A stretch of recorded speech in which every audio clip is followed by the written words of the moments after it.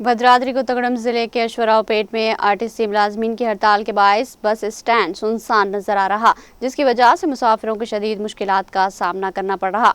RTC को हुकूमत में जम करने के मुतालबे पर मुलाजमीन की अचानक हड़ताल के बायस बस इस डिपो तक महदूद हो गई। मुसाफिरों का कहना है कि रातों रात हड़ताल शुरू हो जाने और हुकूमत की जानिब से कोई मुतबादिल इंतजाम न किए जाने की वजह से उन्हें काफ़ी परेशानियों का सामना है। चूँकि ये इलाका आंध्र प्रदेश की सरहद से मुत्तसिल है, इसलिए वहाँ से एक दो बसेस तो आ रही है, लेकिन तेलंगाना की जानिब एक भी बस दस्तयाब नहीं है। कुछ अफराद ने अपने सफ़र मौखर कर दिए, जबकि ज़रूरी काम के लिए निकलने वाले लोग ऑटो रिक्शा या दीगर निजी ज़राए से सफ़र करने पर मजबूर है।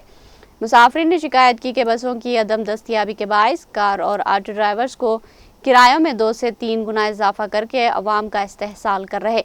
मुकामी अफराद ने हुकूमत से मुतालबा किया कि हड़ताल के खात्मे तक फौरी तौर पर मुतबादिल ट्रांसपोर्ट का इंतजाम किया जाए।